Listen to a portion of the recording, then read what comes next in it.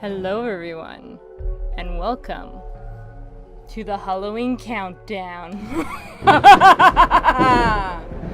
And welcome, dear viewers, to the creature feature. Last October, I took a look at 13 different horror stories. All different topics, but all having one thing in common. I hadn't seen them yet. Yes, despite my love of horror and horror movies, there are actually a lot of horror movies I haven't seen all the way through. Including these guys. Why? I don't know. The only thing I can think of is that when I was younger, maybe I didn't think I needed to. I mean, everybody knows the story of Dracula and Frankenstein and the Mummy. Sometimes not for good reasons. But nevertheless, growing up, I already knew these stories by heart, either from comics, parodies, remakes, or heck, even the original source material itself. I know the story of Dracula and the story of Frankenstein like the back of my hand. So this year I decided to stop putting it off and finally watch the monster movies that started it all. And because I didn't have time to make 13 different videos this month, we're gonna do this all in one video. So let's start off with the one that really started it all. In the heart of Transylvania, a young man from London arrives in order to do business with a certain Count Dracula. When he arrives at Dracula's decrepit castle, he lets the Count know that the new building he has purchased is ready and transport has been arranged. But as soon as that young man steps into that castle, his fate is sealed. And that young man's name is Renfield? Yeah, he said Renfield. The guy that is there for like an eighth of the film, stuck in a mental asylum, servant of Dracula, really just there to spout exposition? That Renfield? Well, yeah, actually. Renfield is our main character, or at least one of them. Jonathan is kinda just pushed to the side a bit. I mean, he still gets the girl and saves the day and whatever, but he's not why you're watching the film. Unfortunately, this is yet another film where Mia is the damsel in distress again. The eye candy, the plot device. Is it so wrong that I want a strong incarnation of Mia like what we get in League of Extraordinary Gentlemen? Not that one! There we go. The reason you're watching this film is because of three very specific characters. We have Renfield, as I mentioned, who indeed becomes a servant of Dracula quite quickly. And it's very intriguing watching his mind slowly be taken over by Dracula's. By the time they're in London, he is full-on Dracula's servant. But during moments of the film, you can see he's trying to fight it. Trying to be a good person, to keep Dracula away from Mia. That is when we get the second best character in this entire film. The one that is usually pushed to the side as just being the guy who tells everyone that it's vampires. Seriously, it's vampires. And that is Van Helsing. Lots of people think that Dracula and Van Helsing have this big, huge rivalry, but most films just depict him as being the vampire expert. And he's certainly not a sexy man with long brown hair, a large brimmed hat, and a crossbow. But in Bela Lugosi's Dracula, you really get a good sense of this rivalry between Van Helsing and Dracula.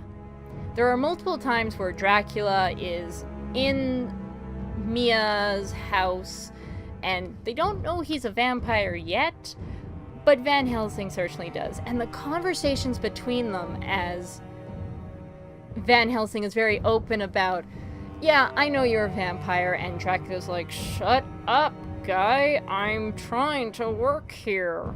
We get to see Van Helsing and Dracula stand off against each other several times, either in a battle of wits or in a battle of wills.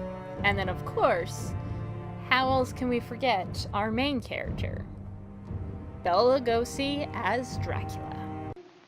Listen to them, children of the night.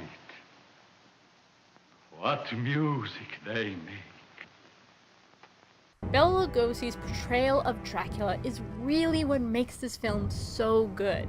It's why his scenes with Renfield and his scenes with Van Helsing work so well, because even when he is completely quiet and says nothing, he is incredibly disturbing and intimidating. His expressions alone make you incredibly uncomfortable, and you can see all the characters feeling very uncomfortable under his gaze, even if he's just smiling and talking civil conversation with them. Another big thing about the film, the use of silence. When Renfield first enters the castle, there's this long, silent pause as he looks around this terrifying, decrepit castle and starts to look like he's about to pee himself. And then Dracula shows up. Bela Lugosi says barely anything to him as he leads him up to his bedroom. The build-up, the atmosphere, it was amazing. And that continues throughout the film. Except when they use that fake bat. Yeah, that wasn't a good choice. Because of all this, I can really see why so many people believe Bela Lugosi's Dracula to be the definitive Dracula movie. Because it is. Very few vampire films can really get this sense of atmosphere these days. Mostly because they're too busy trying to make the vampire a love interest, or super sexy, or something like that. When here, it's not needed because it's Bela Lugosi. He's sexy on his own. He doesn't need to do anything.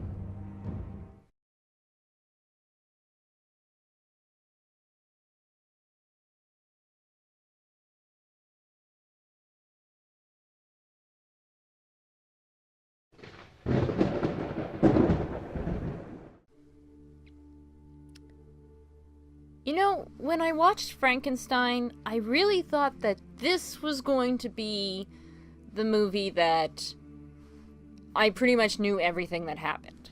Actually, no, I'm not even gonna call him the monster. We need a name for him. How come no one has come up with a name for him? Seriously. Let's just go with Frank.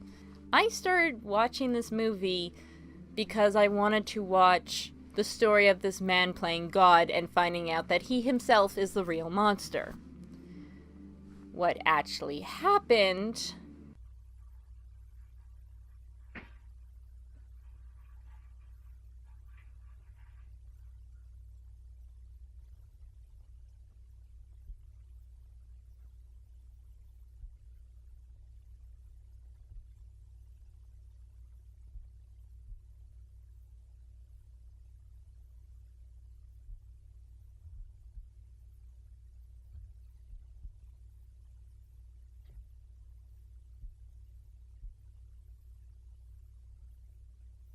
Take care, Herr Frankenstein, take care.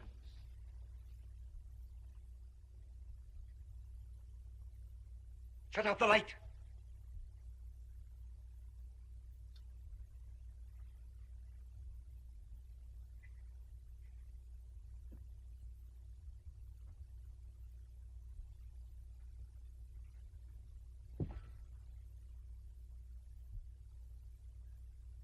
down. Go and sit down.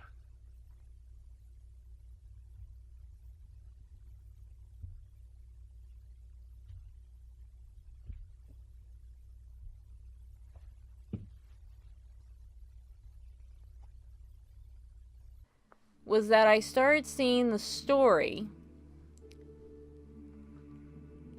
of a man with mental illness being treated like crap by everyone around him, including his father. And that's when things got really uncomfortable and a wee bit personal. The moment he finds out that Frank does not have the perfect brain that he originally planned for him to have, he immediately starts to doubt Frank's abilities and Frank's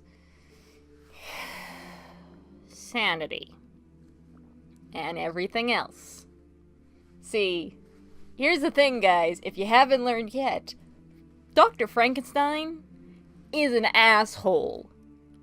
A gigantic asshole. I have friends with mental illness, with physical disabilities, with mental disabilities. I myself have an anxiety disorder, I have depression, I have ADD, and I can tell you, especially in the years before I found out I had ADD, a lot of people thought that I was odd, including myself. So when I saw that the knee-jerk reaction to Frank freaking out about fire was to disown him and poke the fire even closer into his face,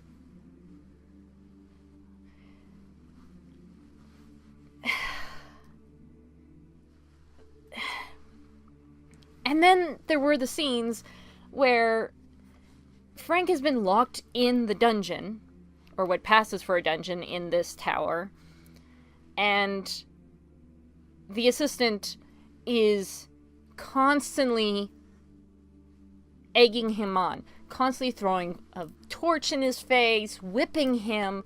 Even Frankenstein, who is just like overly distraught about this whole thing and thinks he's created a monster, at one point he actually says, "Just leave him alone, leave him alone." But the assistant continues to, actually, after that he goes from the torch to whipping Frankenstein, whipping Frank. And Dr. Frankenstein just leaves and lets it happen. Like, everything that I'm seeing, I started getting flashbacks to the Elephant Man movie. Like, I was not prepared for how sad and how personal this kind of got. Like, I'm lucky enough that I never suffered any physical abuse. And that my parents are so very supportive and have an understanding of mental illness. Not everyone else does. So watching Frank in these moments where he's trapped in this castle with an abusive housemate and a negligent father and another dude that wants him just to be killed outright, and all of this is stemming from that he has an abnormal brain. And then Frank finally escapes. And again, you can tell it's almost like he is a child that doesn't quite understand how things work. he throws the flowers into the lake and enjoys watching them float. He loves that. He thinks that's a really cool trick. And then he throws the little girl into the lake, thinking she's gonna float. Boris Karloff does an amazing job showing how much positive emotion Frank has, and how very childlike he is, and how you can tell that when he does something bad, he doesn't understand that it's bad or why it's bad. He doesn't understand concepts of life and death. It was just hard, man. And then you get the next gut punch, which is the father of this child that is drowned carrying his daughter in to town in the middle of this wedding celebration, and everyone just stopping in horror and following him, and the look on his face is one of pure shock. Like, actual shock. He is so shocked and so horrified by what's happened that he shows no emotion, and he carries his daughter into town. My past experiences with Frankenstein in pop culture and also in the original story is a fun character, like you would see with the monsters, or someone who is incredibly articulate and learns quite quickly, and who murders are done with motive behind them. Like, there's no jokes here. There's no jokes in this part of the review. This was just really heart-wrenching. Even the ending of the film, I complained that Dracula ended really abruptly. But this one ended perfectly. Other than the fact that Frankenstein gets to live. Which I greatly disliked, but I guess we wouldn't get a sequel then. At the end of the movie, after the mob corners Frank, burns down the windmill, and is presumed dead, and Frankenstein is taken back to his father, and as we close the door on Frankenstein, who is in bed, delirious and burned and extremely injured, the father makes a toast to the son of Frankenstein. He's talking about his son, but it feels like the movie is talking about Frank. I'm glad that I know from the book that the monster survives, Frank survives, and continues his life. And that there are some times in the story where he finds people that actually show him compassion. But that comes in the second movie. There are other things I can say about this movie. The makeup was amazing. Boris Karloff, like, grade A performance right there. The effects were pretty good. Not all of them. But everything else was just so good. I love this. I love this movie. And unlike Dracula, where I say that's the definitive Frankenstein, I want to say that about this movie, but I can't. Because every Frankenstein movie that I've seen, every version of the book or comic book that I've seen still seems to hold true to Frank. There might be aspects changed, the metaphors and allegories might be different, but in each one I feel like something is there that is interesting and pulls me into the story and just manages to add to the different facets of the complex character that Frank is. And this one, I'm not gonna forget.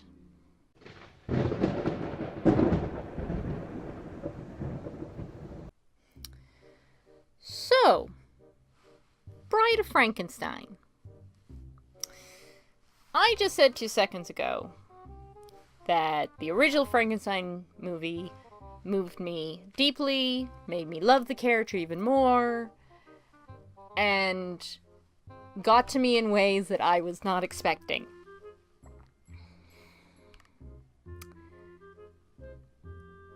Now, the Bride of Frankenstein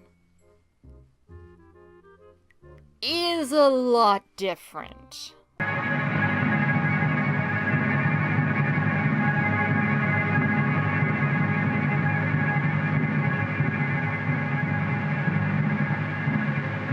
The Bride of Frankenstein.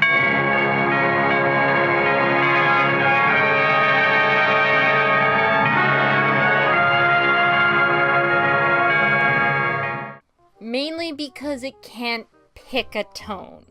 So something that started popping up in these films was the tendency to add a little bit of humor, which I actually really enjoy. I love just a little bit of humor in my horror movies because it kind of acts as not really a counterbalance to the horror, but a calm before the storm. It leads you into a false sense of security. And yeah, at the beginning of the movie, you do start getting this false sense of security because of the screaming woman.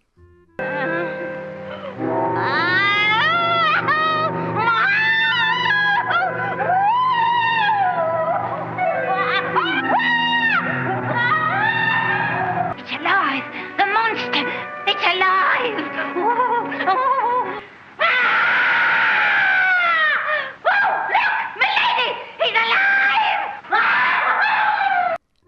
I like this character way too much.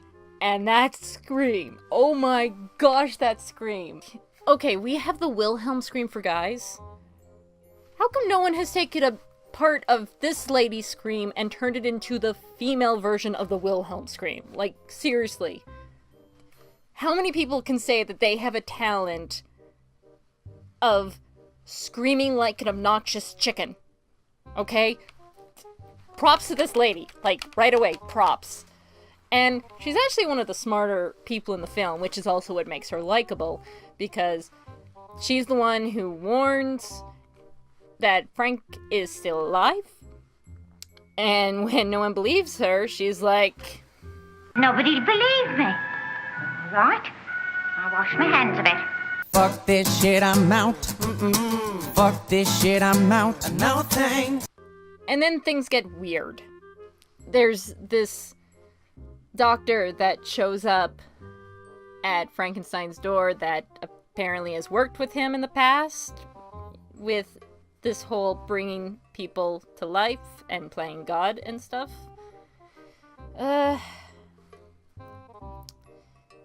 What was his name again? Dr. Pretorius. Dr. Pretorius? Pretorius? It's Dr. Pretorius. This is Professor Pretorius. What was it? What was the name? Dr. Pretorius. Pretorius? Dr. Pretorius.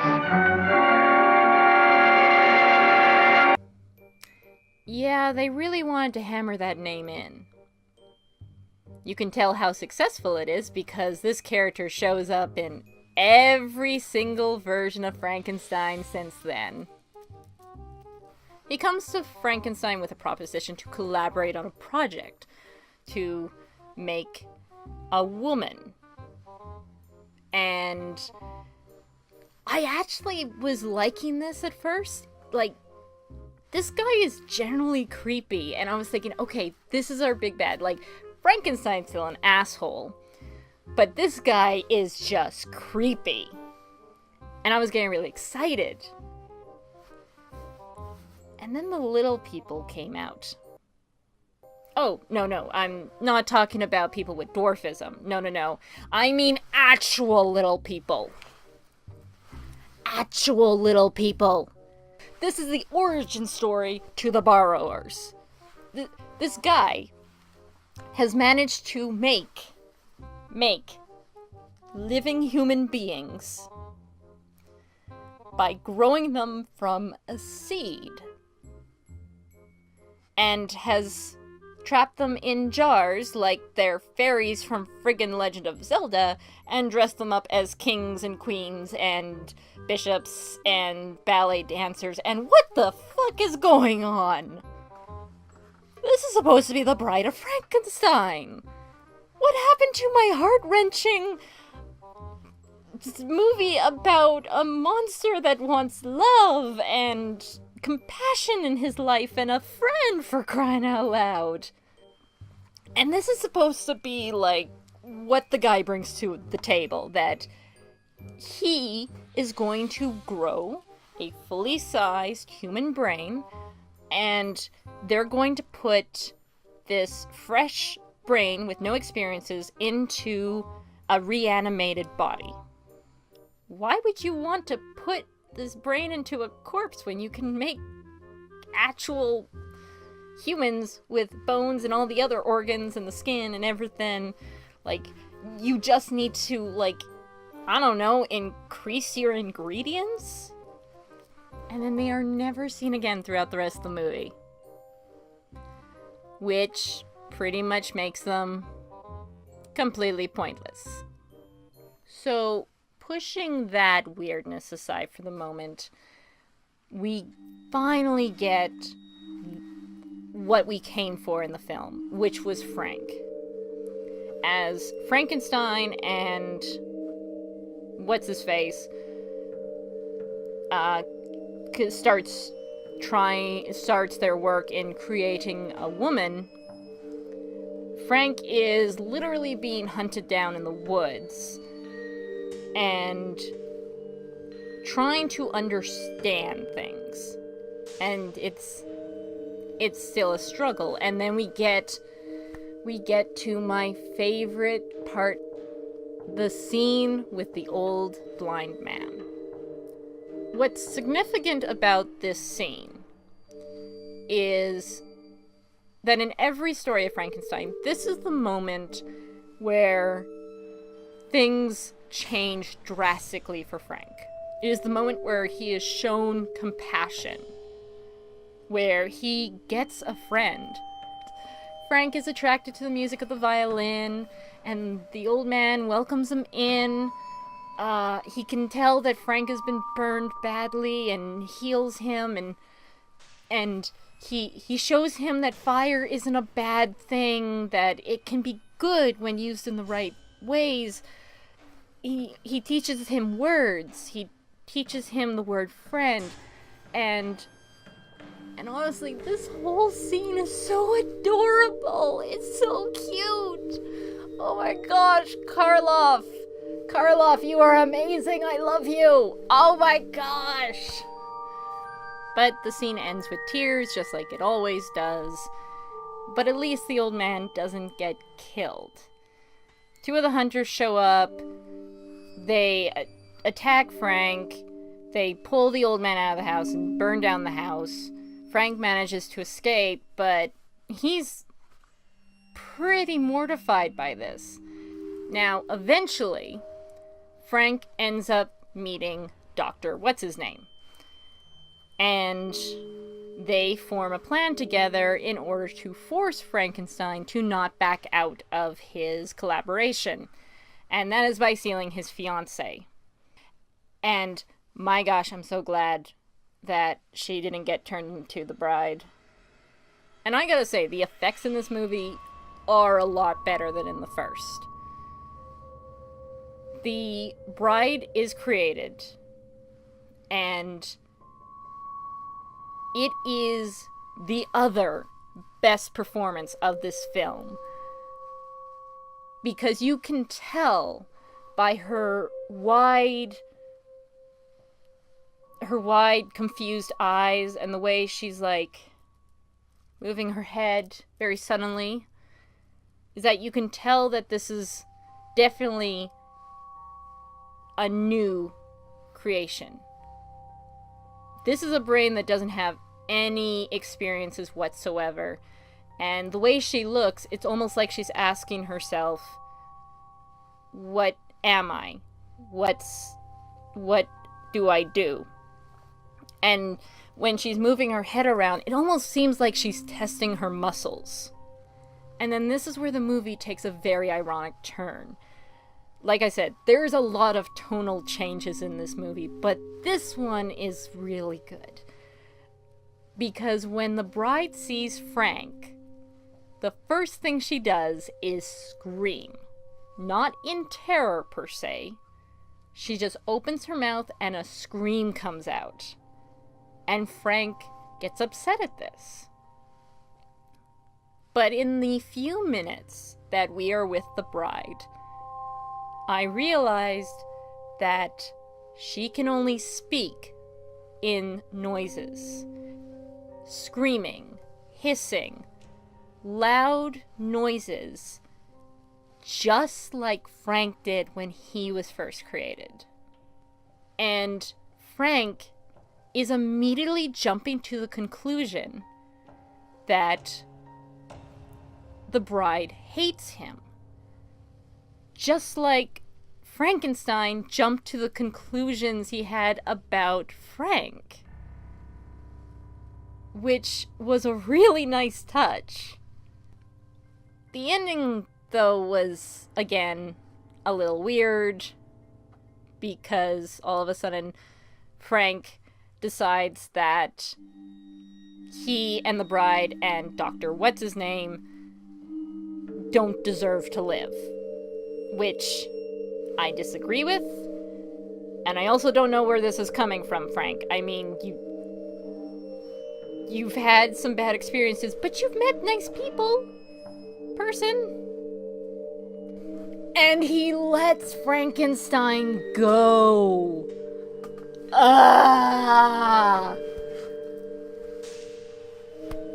The fiancé I get. The fiancé is innocent here. Oh, by the way, the fiancé somehow manages to free herself off screen. We never see it.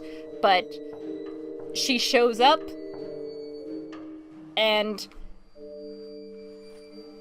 Frank lets them both go before he blows up the entire tower with Dr. What's-His-Name and the bride with him. Dang it! And then they end, like, with a romantic kiss or something. I can't remember. Oh, and I didn't even mention, like, one of the coolest bits is that, and again, another tonal change, is that at the beginning, we are being told the story by Mary Shelley. And the actress that plays Mary Shelley is also the actress that plays a bride. And honestly, again, clapping, because she was just awesome as the bride, and I'm so sad we only had like a few minutes with her. So, little people in jars aside, this movie, I can't hate this movie. I have problems with it, but there's a lot to love here, especially with Frank and the bride. It not only has my favorite scene from the story, but it also expands on it. So if you want the mostly whole story of Frankenstein, you definitely need to watch both movies. Just yeah, that first half hour is really weird.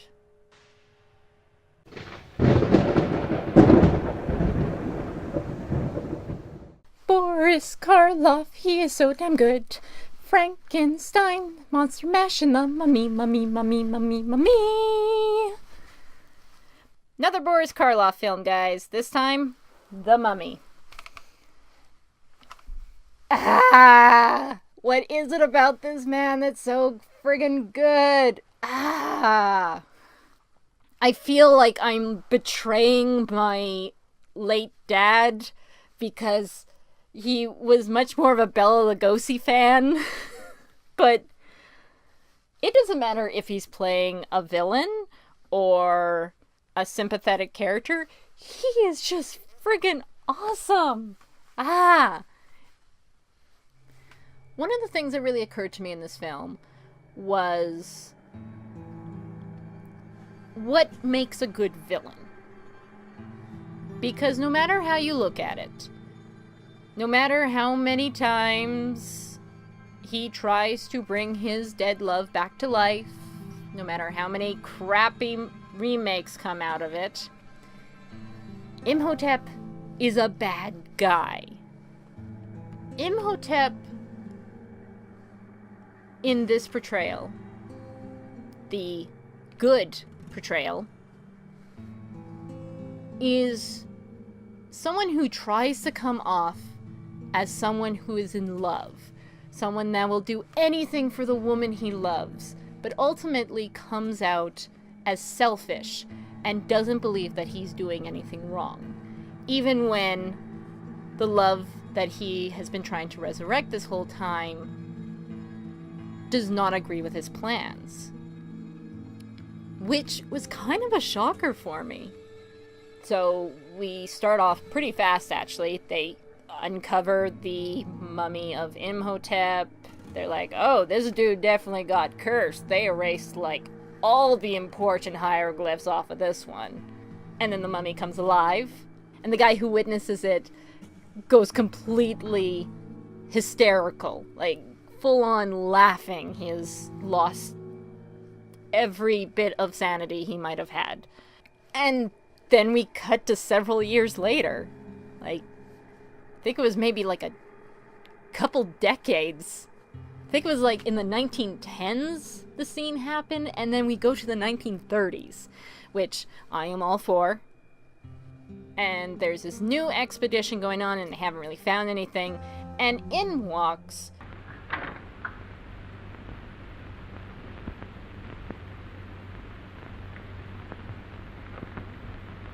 Permit me to present you with the most sensational find since that of Tutankhamun. I'm sure it's very good of you, Mr. I didn't catch your name.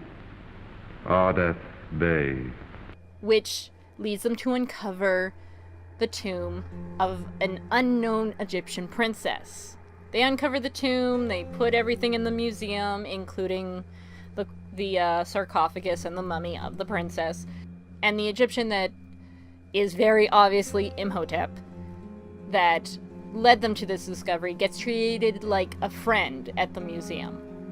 While this is all going on, we meet our leading lady, Helen, who, as we find out later in the movie, is the reincarnation of the princess. See, there's a reason she gets captured, okay? Other than being sexy or whatever, okay? And the best parts of the movie are with these two characters. In fact, that's most of the movie, really. Imhotep is in the museum way past closing hours, trying to bring this mummy of his princess back to life, but it's not working no matter how hard he tries. Instead, what happens is that Helen, who was out at a ball, suddenly leaves, makes a beeline straight to the museum, and tries to open the door in this hypnotized state. And our leading heroes of the story, they come across her. This is including the guy who owns the museum. They take her back to their place, have a doctor look at her, and that's when Imhotep meets her. He's just coming by because, well, he's lost his scroll, and the guys at the guy who owns the library has it hidden somewhere. And when he meets Helen for the first time, he is starstruck. And Helen is the same way. They are both staring at each other with these longing eyes, trying to figure out if they know each other. And then when Imhotep finds out that she tried to get inside the museum, it all clicks. And he realizes that his princess has been reincarnated. And we go through the whole thing of, oh, there's the mummy's curse. Imhotep is able to kill people using his mummy curse magic and get the scroll back. But in between all these scenes, we have Helen going in and out of these two personalities. The personality of the princess and the personality of herself. And we are shown that in some cases they are separate, but in other cases they are one and the same. There are these scenes where Helen is crying out that she doesn't want to become this person. She doesn't want to become this person that she hates. But at the same time, when she is the princess, she's not someone to hate. The princess isn't an evil person. She's just a part of Helen. Now, when we get to our final act of the film, Helen has been completely taken over by the personality and the spirit of the princess. She goes to Imhotep at the museum in a special part of the museum that he has made up to look like, I think it was a tomb of Anubis, in order to do the ritual. And she's dressed in full-on Egyptian clothes. She looks like an Egyptian princess. And she doesn't know what's actually going on. She realizes that she's in this strange new body, in this strange new world. But she doesn't realize that she died. She is like all over Imhotep. She's so happy. The gods have forgiven them, she says, and we can be together at last. And then he shows her her own mummy, and she starts to freak out. And then she realizes that Imhotep is a living mummy. And he wants to complete the ritual to make her an undead mummy as well, so that they have eternal life. She does not like this plan. I am Anxanaman, but I'm somebody else too. I want to live, even in this strange new world.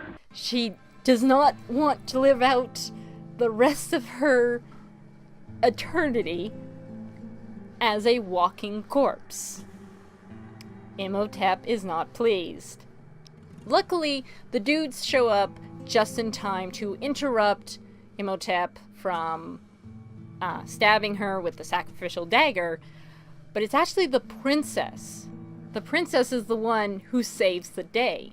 She makes a point to say that she is a princess of Isis, and when she's free from Imhotep for a moment, she runs to a statue of Isis and prays for forgiveness, prays for help from the gods.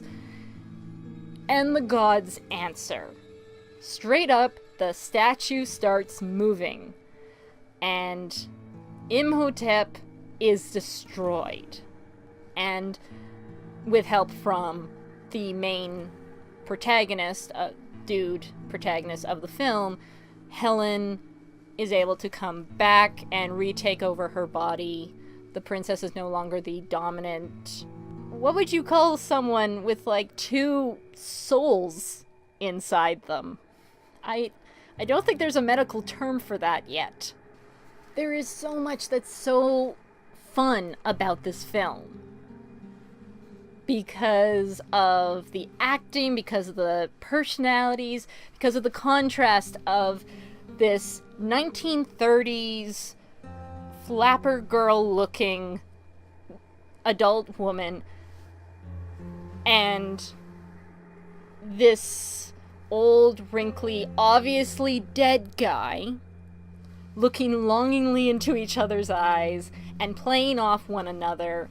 It's so good. Like, even the little stuff, like the animals always know. The animals always know that something is up. And again, this is another movie that you can add to the list of movies that kill dogs. Why is that a thing? But even though the so-called main characters are trying to really take the spotlight, like sometimes the film seems like it's trying to make them look like the hero, but really, the real hero and the really amazing character in this, besides Boris Karloff as the mummy, is Helen. And that's the way it should be, guys. Come to think of it, I think this might be the one thing that the Brendan Fraser mummy movie, the original one, actually got from this movie, which is that the woman that is supposed to be the damsel in distress is the one that kills Imhotep. So, if you hate the new Mummy movie like 90% of the planet does, go watch this film. You will not be disappointed.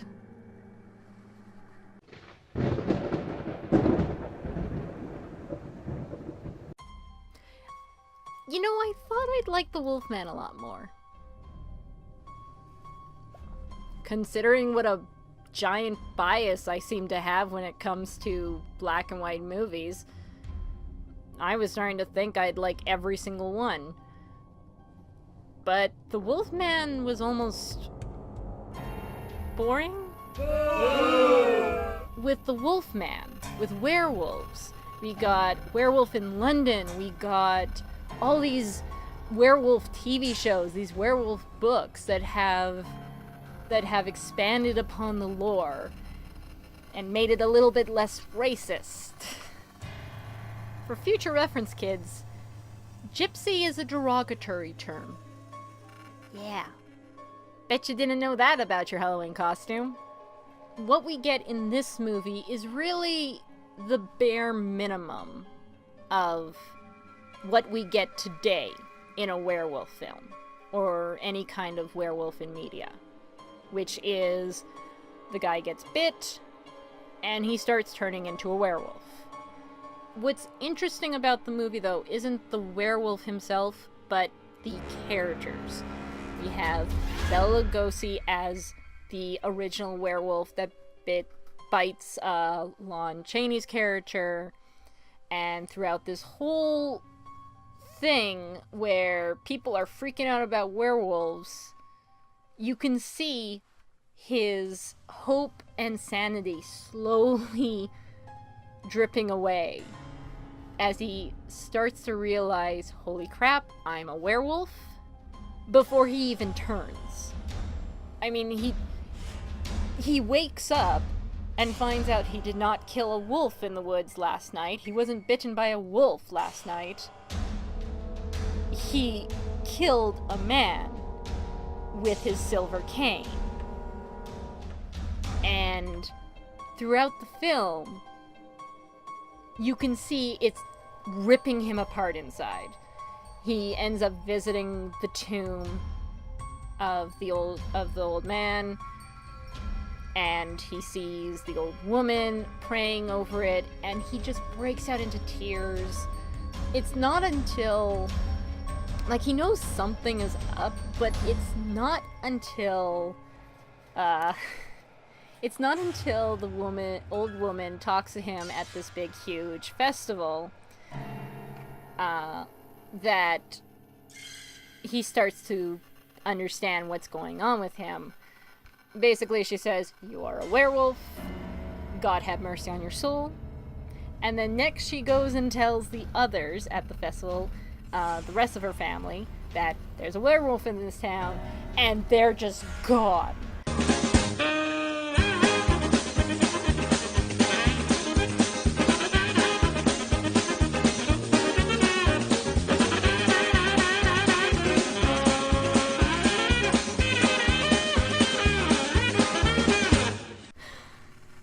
And when that happens, Lon Chaney is like, oh shit.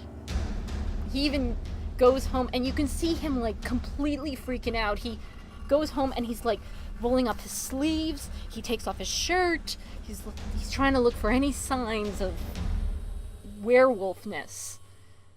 And he doesn't at first, and for a second he's relieved.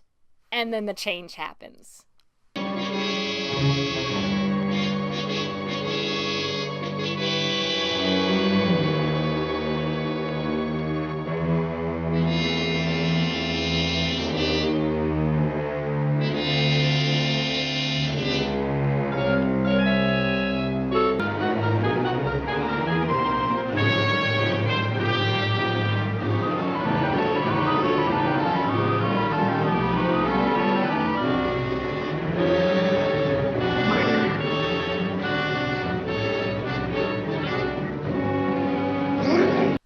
Someone dies, and then Lon Chaney wakes up in his bed with paw prints leading directly into his room and to his bed through the window. So he knows exactly what's going on, and he's freaking the fuck out. And that's really the interesting part, is watching Lon Chaney just completely beside himself over murdering people, over being this thing that he didn't believe existed. And the doctor's really stupid in this. Like, the doctor's like, oh, he's suffering from shock, he's just don't let the cops talk to him because he's freaking out way too much. And he's like, and Lon Chaney is like, doctor, I need to talk to you about something. I really need to talk to you about something. And the doctor's like, tell me later. You are a dumb doctor. And then he tells his dad the whole thing. He also tells the love interest, but she's barely in it, and when she is in it, Lon Chaney's really creepy. As most guys tend to be to women in these films. When he tells the father is like, you are from a noble family. We are not gonna let fairy tales ruin us. And then he straps him down to a chair. While everyone's out hunting this wolf, he straps him down to a chair. And says, okay, you're gonna stay in this chair, and when you wake up, when all of this is over and they find the wolf, you'll finally believe that you are not living in a fairy tale. Unfortunately, the chair is wood, so that lasts about 5 seconds. The dad was not in the room. No, the dad is outside helping with the hunt, and our werewolf is now chasing down the love interest of the film, and when he tries to attack her, the father comes out, and using the silver cane that killed the first one, beats the werewolf to death. And then the old woman comes out and recites this, I guess, prayer that she's been reciting to the werewolves of the film to help them change back. And when the father sees this wolf man change into his son, the look of horror on his face is priceless. Everyone shows up, and they believe that Lon Chaney's character died trying to save the love interest from the wolf. But while they're talking, the father is just like absolutely mortified by this entire thing. And that's the face we end on as we fade to black. So it's not really the wolf that is the big part of this film. It's the man. It might have been big back then, but the part that still holds up to me is Lon Chaney when he is not a wolf. And watching him doubt himself and break down as he comes to the realization of what's happening to him and tries to get away and fails miserably. So if you're looking for a good werewolf movie, this one isn't the be-all to end-all of werewolf movies, but it's a good history lesson. And Lon Chaney is actually really good in it. Same with Bela Lugosi for the 2-3 scenes that he's in.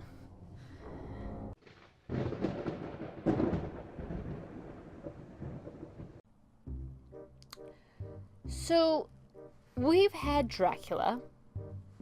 We've had the Mummy, Frankenstein's monster and his bride, and the Wolfman. And now we come to the creature from the Black Lagoon. The creature from the Black Lagoon doesn't really have a lot of media connected to it. Oh, we have a lot of aquatic monsters, but usually they're equated to, like, mermaids or the Loch Ness Monster, or heck, even Cthulhu here. But not really the creature from the Black Lagoon. And watching this movie, you can kind of see why. This movie was so friggin' boring. You know how there's this stigma that really old movies have really silly looking monsters in suits and everyone's an idiot, including the damsel in distress that gets kidnapped by the monster for some reason? That's this movie. So let's see here. We have idiot number 1, which would be the older archaeologist. Idiot number 2, which is the dark-haired archaeologist. Idiot number 3, which is the blonde-haired archaeologist. Oh, yeah, I haven't learned anyone's name in this because I don't care. Then we have idiot number 4, which is our damsel in distress. And then we have the awesome captain. I'll make the decisions around here. No, but you are wrong, Mr. Williams. On the water, the Capitan makes the decisions. We will do as you say. You'll listen to me. You wish to say something, mister? Huh? So, idiot number 1 finds this fossil of this aquatic creature's hand, and he wants to go looking for the others. So he invites idiot number 2, 3, and 4 to help him out. And the captain takes him into this Black Lagoon, along with multiple people that, well, we don't know anything about, so you know they're gonna get killed.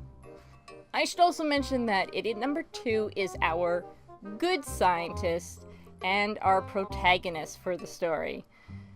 And idiot number 3 is our antagonist that is an evil scientist that only cares about money. You can tell the difference between them by the color of their hair. And nothing else. And then when they finally get to the Black Lagoon, that's when things start to feel interesting. This is the part where I was actually awake during the movie. And it's the first real look at the creature from the Black Lagoon. When compared to all the other monsters, he's probably the least real looking. The top part of it, the head, is pretty awesome because when you look at him, you can actually see his gills on the side moving as he breathes, which was actually a really cool effect. The rest of him still looked like a rubber monster suit. But what I found the most interesting is that he doesn't attack them outright. If anything, it looks like the creature is just observing them from the shadows. He follows them around, keeping to the seaweed, making sure he's always out of sight. And then, while the guys are doing their science work downstairs, our leading lady, idiot number 4, decides to go for a swim in this black lagoon, even though everyone has said we have no idea what kind of fish live in there. And we have already been told by the captain that the Amazon River is full of lots of things that will kill you outright. She dives in there without telling anybody, without any kind of equipment, just so that she can have a nice cooling swim. When the creature sees our leading lady, he again observes her, and you can instantly tell that he's reacting to her differently than the guys that were down below. And I'm gonna go into some theorizing and maybe even like some fan canon here, but when the 2 science idiots were down below, they were moving stuff around, they were disturbing the environment, all so that they could collect rocks and stuff. The gal gets into the water. She's just doing the front and back stroke, and then she starts doing some acrobatics underneath. And honestly, if I was the creature from the Black Lagoon looking at this, I would look at these guys and say, okay, these idiots have come into my home and decided to mess with my stuff. This lady, however, looks like a mermaid. I like her. And you can tell there's like this, almost like this nervousness with the creature. Again, this is probably just my headcanons going wild here, but there are these moments where she's swimming back and forth and the creature swims up. He starts to swim with her back and forth, mimicking her movements as if they're synchronized swimming. And then when he does attempt to grab her, it really just looks like someone going, should I do this? Is this really how I want to introduce myself? And then when they realize that there's something big, huge, and extremely dangerous in the water, they go down with a harpoon and shoot the guy. So now you know he is really pissed off. And then that's kind of where things stop getting interesting, because we spend more time with the humans. The creature doesn't act like an animal. He is incredibly intelligent. When he's trapped in that bamboo cage in the boat and people stop paying attention to him, that's when he starts moving. He is completely still when everyone's around, but as soon as he notices that he's not being watched, he rises up from the water and he actually starts testing his bonds. He's testing the bamboo, I remind you, of this cage before lifting himself up between some of the bars, and then he destroys the whole thing. And good golly, Miss Molly, I forgot to tell you what happened between the 2 idiot scientists.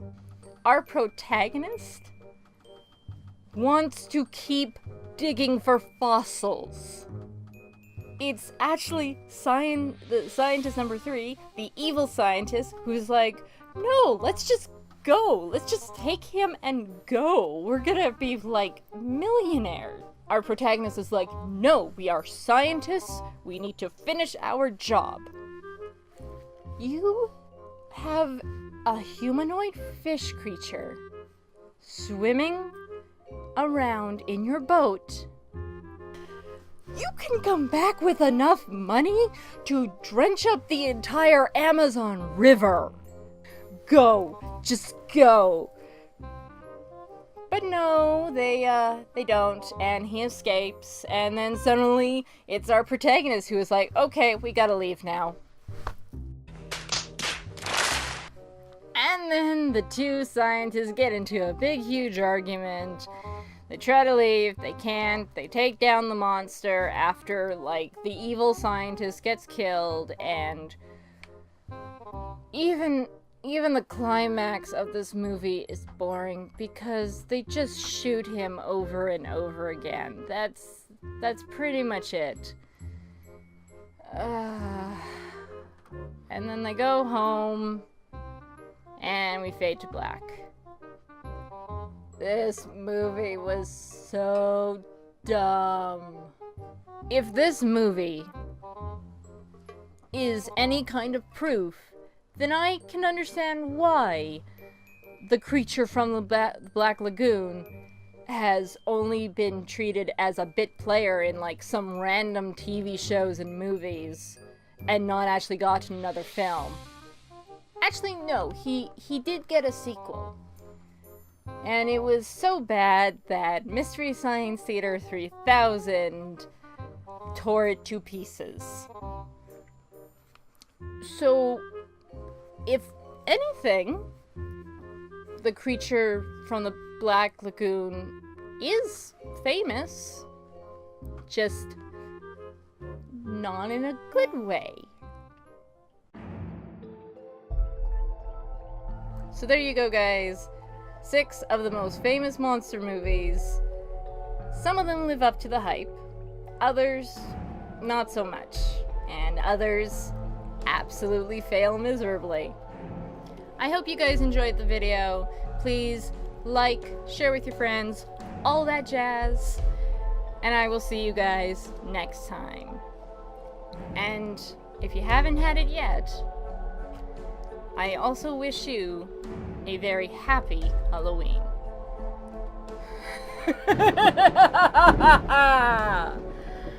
This is the Slug Lady, signing off.